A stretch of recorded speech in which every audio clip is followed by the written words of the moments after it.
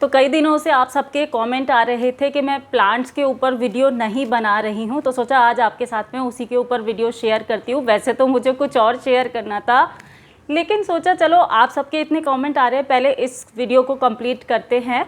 तो प्लांट्स जो होते हैं देखिए सभी को पसंद होते हैं, लेकिन घर के अंदर जब प्लांट्स लगाने की बारी आती है तो बहुत से लोगों की ये शिकायत होती है कि प्लांट्स घर के अंदर अच्छे से सरवाइव नहीं कर पाते। ठीक है, प्लांट्स तो सबको पसंद होते हैं, लेकिन ज़्यादातर लोग घर के अंदर प्लांट सरवाइव नहीं कर पाते, इस वजह से प्लांट्स नहीं लगाते। मैं भी घर के अंदर प्लांट्स लगाती हूँ, डिपेंड करता है कि आपका घर कितना बड़ा है, उस हिसाब से प्लांट लगाएं। मैं आपके साथ में शेयर करूंगी प्लांट्स किस हाइट के, किस तरीके के प्लांट कैसे घर में लगाएं, कौन से प्लांट लगाएं, किस जगह पर प्लांट लगाएं, प्लांट की केयर कैसे करें। इंडोर प्लांट की मतलब कि कहने का है अगर आप घर के अंदर प्लांट लगा रहे हैं तो उससे जुड़ी हुई 1 to all जानकारी मैं आज इसी वीडियो में देने वाली हूँ। तो वीडियो को पूरा देखिएगा, और पहले ही बोल रही हूँ कि अगर वीडियो पसंद आता है ना तो लाइक कर दिया कीजिए, क्योंकि इससे मुझे ये पता चलता है कि ये वीडियो आपके लिए कितना यूज़फुल रहा है।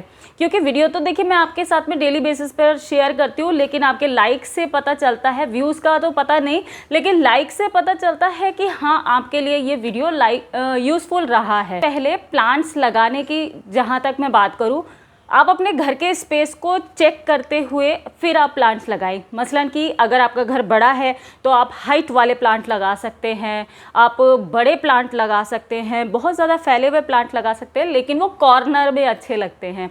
अगर आपका घर थोड़ा छोटा है, मेरा घर उतना बड़ा नहीं है लेकिन मुझे प्लांट्स का बहुत शौक है, तो मैं क्या करती हूँ छोटी हाइट वाले, टेबल टॉप वाले या कॉर्नर में रखने वाले छोटे प्लांट्स लगाती हूँ। क्योंकि घर के अंदर जगह मैं शफल करती रहती हूँ हर सामान की, इसी वजह से प्लांट्स भी आपको कभी दिखते हैं कभी नहीं दिखते, क्योंकि उनको भी शफल करना बहुत ज़रूरी होता है।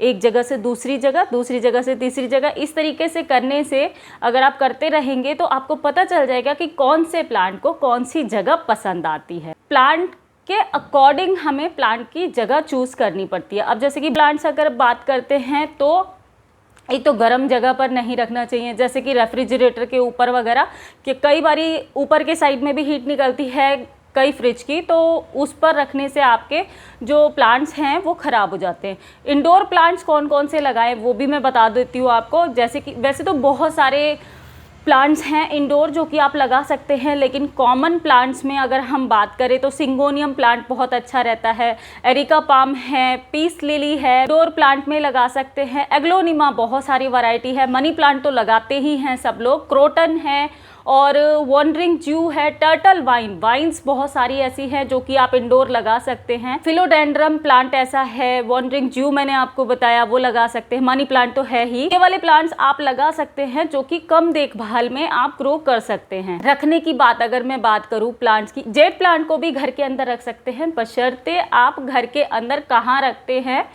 वो डिपेंड करता है। अब जैसे कि आप खिड़की के ऊपर प्लांट को रखते हैं तो डिपेंड करता है खिड़की कहाँ है और कितनी रोशनी आती है या धूप आती है। अगर आपने खिड़की के अंदर के साइड में किया है तो खिड़की में दरवाज़ा भी है, जाली भी लगी हुई है, तो वो जाली खुली हुई है या बंद है। जैसे कि आप देख सकते हैं ये वाली खिड़की है, और अगर इसमें हम इंडोर रखें या आउटडोर रखें दोनों ही साइड से पौधे बहुत अच्छे से ग्रो होंगे, लेकिन हम इंडोर के साइड में रखेंगे तो उतने अच्छे से ग्रो नहीं होंगे क्योंकि कर्टन लगा हुआ है। अगर ये ओपन होती तो अच्छे से होता है। इसके अलावा देखिए जैसे ये स्नेक प्लांट है, स्नेक प्लांट तो इतना हार्डी प्लांट होता है, उसको कहीं पर भी लगा करके रखिए ये अच्छे से चलेगा। बट हाँ, इसको आर्टिफिशियल लाइट दें तो कम से कम इतनी तो दें कि इसको रोशनी मिलती रहे और हवा भी आती रहे, तो भी अच्छे से चलता रहेगा। मैंने इसको यहाँ पर पानी में ग्रो किया हुआ है। इसके अलावा मनी प्लांट के लिए भी मैं अगर आपको बताऊँ तो मनी प्लांट एक ऐसा प्लांट है जो पानी में, मिट्टी में, हर जगह अच्छे से ग्रो होता है। अगर आप इंडोर इसको ग्रो कर रहे हैं ना तो बस इतना करिए कि इसको एक तो रोशनी अच्छे से मिलती रहे, चाहे आर्टिफिशियल है चाहे नेचुरल है, या फिर धूप भी बहुत अच्छे से, मतलब धूप अच्छे से ना मिले, रोशनी अच्छे से मिलती रहे और हवा अच्छे से मिलती रहे। क्रोटन का भी ऐसे ही है, और अगर इंडोर रखना है तो अच्छे से करते रहें। अच्छा, ये जो पीस लिली है, जेट प्लांट है, इनको हल्की फुल्की धूप नहीं चाहिए, लेकिन रोशनी प्रॉपर ब्राइट वाली चाहिए। तो ये वाले प्लांट जो हैं अगर आप बहुत दिनों तक घर के अंदर रखेंगे तो ये पत्ते पीले होने लगते हैं और ये अपनी पत्तियां झड़ने लगती हैं, जेड प्लांट की स्पेशली। तो इनको जगह जगह टाइम टाइम पर शफल करते रहना चाहिए। साथ ही साथ पीली पत्तियां, सड़ी गली पत्तियां, इनको निकालते रहना चाहिए हर प्लांट की। और इसमें पानी का, जैसे मैंने आपको बताया, पानी बहुत ज़्यादा नहीं देना चाहिए, पत्तियों पर स्प्रे करना चाहिए। अब देखिए कई बारी मैं भी पानी दे देती हूँ, कभी ज़्यादा हो जाता है तो पत्तियाँ जो होती हैं वो काली पड़ने लगती हैं। ये पहचान होती है कि पानी ज़्यादा दिया गया है। तो इसको बस पानी कम दें पहले, नहीं तो वरना पहले पत्तियाँ पीली होने लगेंगी फिर सड़ जाएंगी। और ये देखिए कुछ दिनों के बाद में मैं दिखा रही हूँ, इसके अंदर निकला है फूल और फूल निकलना शुरू हो गया है। बहुत ही खूबसूरत लगते हैं पीस लिली के फूल। और इसके फर्टिलाइज़र की मैं बात करूँ तो वर्मी कंपोस्ट या कोई भी लिक्विड फर्टिलाइज़र इसमें समय समय पर देते रहें। लेकिन हाँ, कुछ कुछ टाइम के बाद में इन प्लांट्स को, जो कि इंडोर प्लांट्स हैं, वो चाहे कोई भी प्लांट है, तो हफ्ते में 1 बार या 2 बार पॉसिबल हो सके तो इनको बाहर ज़रूर रखें। बाहर ऐसी जगह रखें जहाँ पर सेमी शेड हो, यानी कि लगभग आधे घंटे की धूप तो इसको मिल ही जाए। प्लांट की मिट्टी की बात करूँ तो प्लांट की मिट्टी भी अलग अलग तरीके के प्लांट के लिए अलग अलग बनाई जाती है। जैसे कि पीस लिली, एग्लोनिमा, इस तरह के हल्के प्लांट वाले जो होते हैं तो उनको हल्की मिट्टी बनानी चाहिए, जिसके अंदर हमें वर्मी कंपोस्ट, कोकोपीट, नीम की खली, वुड ऐश, चारकोल, इस तरह की चीज़ें, परलाइट वगैरह मिला करके आप अगर उसमें लगाएंगे तो आपका प्लांट अच्छे से चलेगा, लंबे समय तक सर्वाइव करेगा। और डिपेंड करता है कि आपने उसकी केयर किस तरीके से की है, ठीक है। तो और इसके अलावा जैसे कि थोड़े हार्डी प्लांट हो गए हैं, जैसे कि क्रोटन हो गया है और स्नेक प्लांट हो गया है, फिलोडेंड्रम हो गया है, तो इनमें भी इन सभी चीज़ों का यूज़ कर सकते हैं। साथ ही साथ आपको गार्डन सॉइल ज़रूर ऐड करनी पड़ेगी। उससे क्या होता है, क्योंकि इनकी जड़ें जो होती है वो थोड़ी सी फैलती हैं।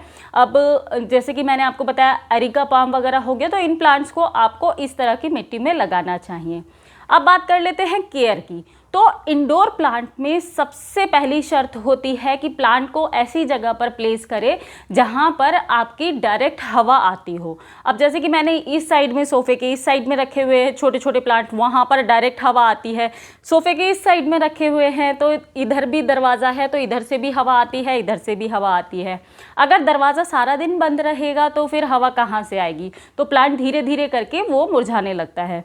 तो इस चीज़ का ध्यान रखें। इसी तरीके से अंधेरे बंद कमरों में अगर हम रख देते हैं, मान लीजिए किसी कमरे में रख दिया और उस कमरे में हम इतना यूज़ नहीं करते हैं, यानी कि जैसे हम जनरली पंखा चलाते हैं 7-8 घंटे या फिर एसी चलता है, विंटर में तो सर्वाइव कर जाता है, लेकिन समर्स में क्या होता है कि बिना फ़ैन के, बिना रोशनी के प्लांट सर्वाइव नहीं करता, तो ऐसे रूम्स में भी ना रखें। अच्छा, एसी रूम की बात आती है तो कुछ प्लांट ऐसे होते हैं जिनको ठंडक पसंद होती है या ठंड के मौसम में अच्छे से चल जाते हैं, तो उनको आप एसी रूम में रख सकते हैं, वो अच्छे से सर्वाइव करेंगे, लॉन्ग टाइम तक चलेंगे। इसके अलावा पानी की बात करती हूँ तो पानी जो है वो प्लांट में, इंडोर प्लांट में बहुत कम दिया जाता है। और पानी देने की जगह पानी आपको हफ्ते में केवल 2 या 3 बार दें समर्स के टाइम पर।